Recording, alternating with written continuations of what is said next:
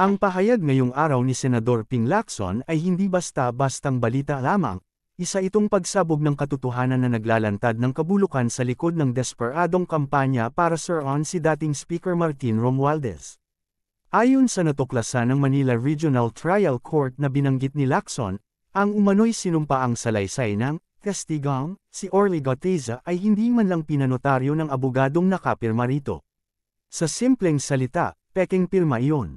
Ang revelasyong ito ay nagpapakita ng matagal ng hinala ng marami, na si Orly Goteza ay hindi isang mapagkakatiwalaang testigo, kundi isang imbentong saksi, isang tao-tauhan sa larong pampulitika na isinadula ng mga taong ubos na ang katotohanan para ipaglaban ang kanilang hangarin. Malinaw ang motibo. Kapag wala ang katotohanan, panlilin lang ang ginamit.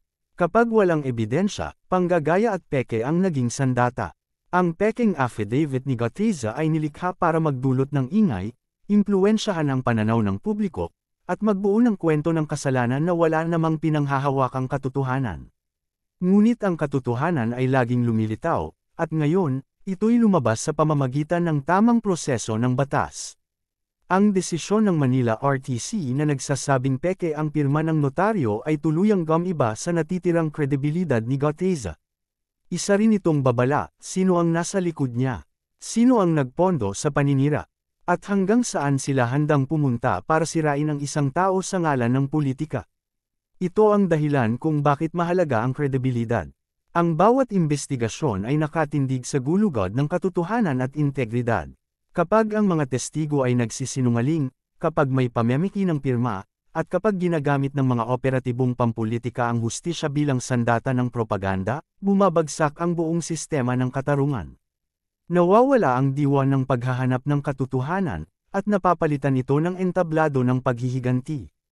Upang mapanatili ang tiwala sa ating mga institusyon, dapat nating tanggihan ang mga testigong galing sa kasinungalingan, at ipagtanggol ang prinsipyo na ang hustisya ay hindi dapat gawing sandata ng galit o kapangyarihan. Ang integridad ng isang investigasyon ang magpapasya kung ito ba ay naglilingkod sa taong bayan o sa ambisyon ng iilan.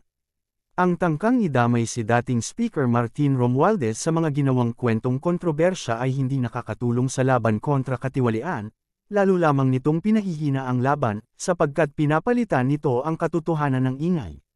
Kung tunay nating nais ang pananagutan, dapat ito'y magsimula sa katapatan, hindi sa paghihiganti. Sapagkat ang paghihiganti ay hindi makapagtatayo ng bayan, ito'y sumusunog lamang ng mga tulay tungo sa kinabukasan. At para sa bansang nagsisikap bumangon, hindi natin kayang sirain ang natitirang tiwala sa ating sistema ng hustisya, para lamang mapawi ang galit ng mga natalo na sa laban ng moralidad.